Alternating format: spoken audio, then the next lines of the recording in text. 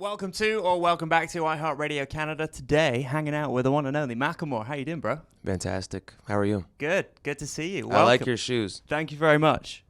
I'm not sure if they're real or not, but we'll say they are. How much did you pay for them? Not enough for them to fake. be real. Yeah.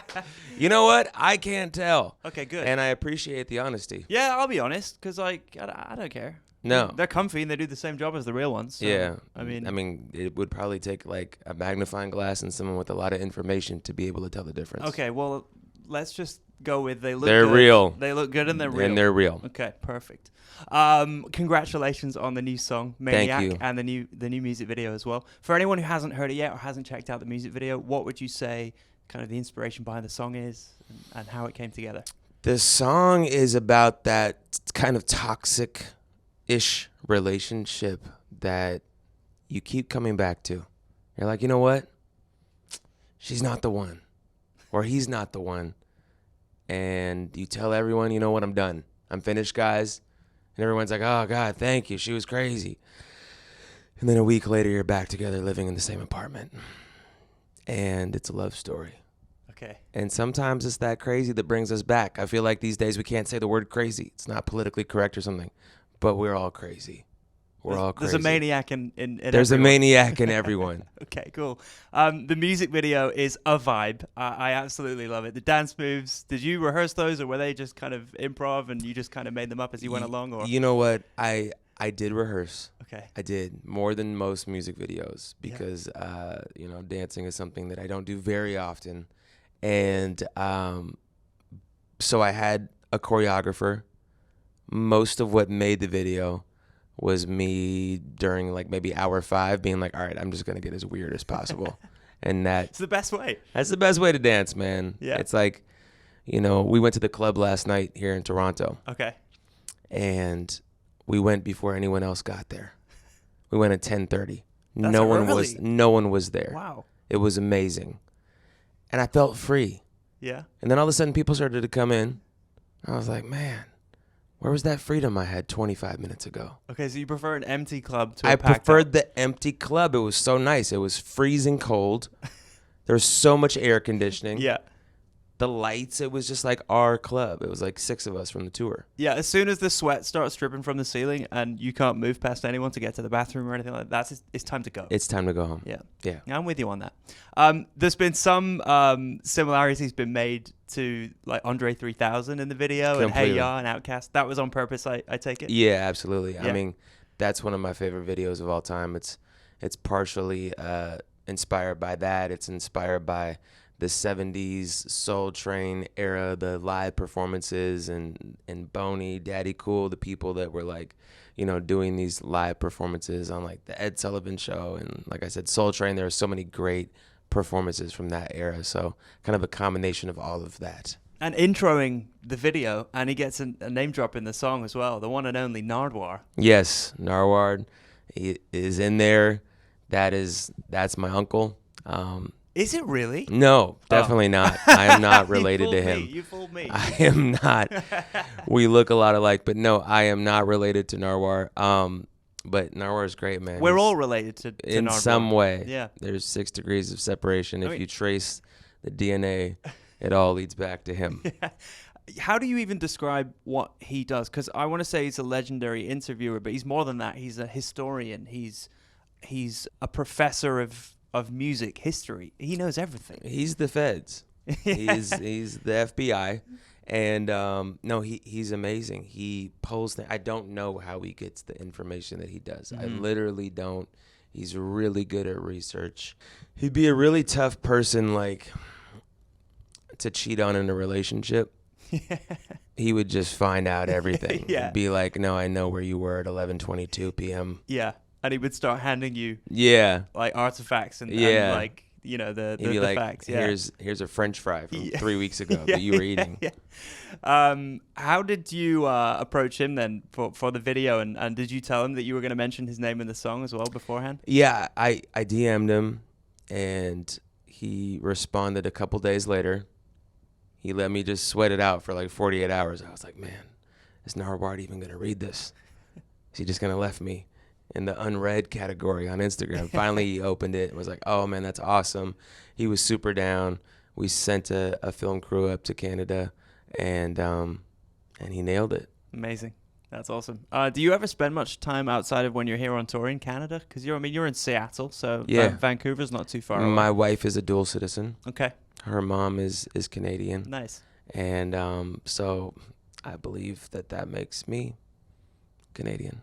Perfect. I am Canadian, and I'm here on iHeart to announce that. We're claiming you. Yeah, we're claiming you. You're one of ours. Yes. You're here in town with Imagine Dragons. Tell me how that came to be. Did they approach you? And Yes, they did. They came. Well, I don't know how it happened. You know, these backdoor deals, these handshakes, the Illuminati. Who knows how it happens? We don't know. But no, it's been amazing. Like, those guys are massive, and the crowds are huge, and I feel super grateful to be on tour with them, and they're just great people, and it's been a fantastic show. They have they're all great performers. Dan is an amazing performer, so I'm just soaking up game watching him, and they do have so many fireworks. Really? Like, so much pyro. It's like the 4th of July on stage. It's like 4th of July at Disney World. Yeah, the parade at the end of the day. Yes, it is very impressive. Amazing. What's it been like performing? I guess you performed Maniac already, and also Chant with Tones and I as well. What's it been like having some new songs to perform again and being out on the road after so long? It's been great, man. I mean, I think that, I probably speak for everyone that's a performer. It's like, this is the place that I love the most in the world, is being on stage. So to be back feels great. To be performing new stuff is super exciting. To, we come out to Chant. That's been such an awesome show opener. To now have Maniac out. People, have Maniac signs in the crowd. It's just fun to put new stuff out into the world. Yeah. And they're responding to it well. This new kind of sound. Completely. It's been I think with Maniac in particular, I mean, Chant for sure, it's like the show opener, but Maniac, people immediately start dancing, and, I teach them how to do the Maniac clap before we start, and it's fun, man. So while the doors are closed and your team are on the other side of the glass, yes, when's the album coming out? We're getting some strange looks. I can't say. But I will say this. My shoes are fake too. I knew it. I knew all along. No, we're in album rollout mode, so it will be announced relatively soon. Okay, and we're sticking with that look. I like the artwork with the red font and the bold text. Thank you. Okay, thank you. I think that the album, the title track, is gonna be Chant. That's my guess. It's a great guess. Okay. I want to ask you if you have any advice for people up and coming. I don't want to say these guys are up and coming, but I'm going to throw some names at you. If you had some advice for the likes of Jack Harlow or the Kid Laroi or people of that kind of age, because those are some young kids that are coming up. If I had advice, I think that they're both doing very well.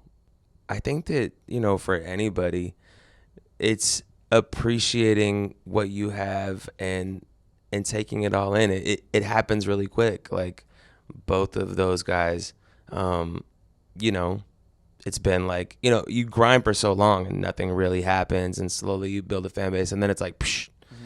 And I think that fast ascension is just tough to navigate sometimes in terms of like mental health, taking breaks, making sure that you're prioritizing like time for yourself, because there's this feeling of like, well, now it's here, I have to get it, I have to go fast. And some of the most important life lessons I've learned in the last decade have been that just because you have a number one record, or you're at the top of the world, or songs are going crazy, like that doesn't necessarily equate to happiness. And for me, it was important to not feel like I had to keep up at that pace, because I was, in a way, killing myself. So, gratitude, always at the forefront, appreciating the fans, but then also knowing when to step back and just like, okay, I need some time to myself. So enjoy the ride, but enjoy a work-life balance as well. Exactly. Yeah, nice. Are you a big TikToker? You know what? I was making a TikTok as I walked in here. Were you? I was editing as I was walking up the stairs. Okay. I have become a TikToker in the last like month and a half. Have you found that a lot of fans or new fans have rediscovered or discovered for the first time some of your older music through TikTok? For sure. Yeah. All of a sudden, like, my accountant will be like, what happened to White Walls? Why is this making a lot of money right now? Yeah. And sure enough, it'll be like a trend on TikTok I didn't know was happening. Amazing. But yeah, I think that the platform is great for that. That like the old catalog can kind of resurface, and songs that came out a decade ago can have a massive moment on TikTok, and it's fantastic. Are your kids old enough yet to appreciate what Hell you do? no. No? Oh, what Yeah, I do? yeah, and you meant TikTok. I'm like, dude, I'm trying to keep them off TikTok. Stay away from TikTok. till But they're I 30. just mean, have you opened their eyes to what you have done in your career and some of those older moments with some of your early stuff? Yeah, I take them into like my trophy room, and I'm like, this is a Grammy, this is a VMA, this is a Billboard award, and no, you guys can't touch them, but you can look with your eyes and put some respect on my name, okay? Yeah. When it's bedtime, it's bedtime. Yeah.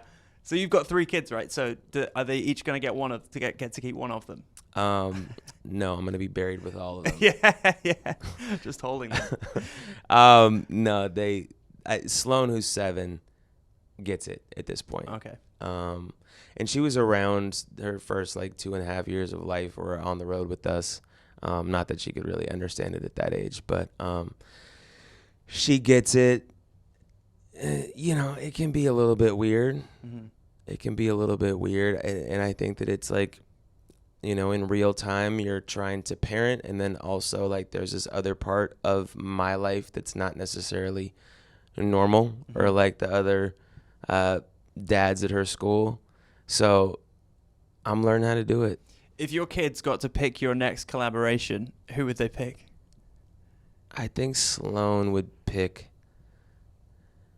I feel like for, the last 6 months, it would have been Taylor Swift. And then now all of a sudden she's like off Taylor Swift. She likes Shawn Mendes. Who else does she like? I don't know. She likes Demi Lovato. It just changes every couple months. Yeah, it does. Yeah. And it's like, no, I'm off that now. The kids these days, lower like short attention span. They're just Yeah. they're straight onto the next, aren't they? Right? You got to capture their attention and just keep Quickly. it there, right? Yeah. Well, Macklemore, thanks so much for hanging out with iHeartRadio Canada. We loved you being here, and have a great show on Thank tour you, with brother. Imagine Dragons. Appreciate it. Thanks, bro. Appreciate it. Thanks.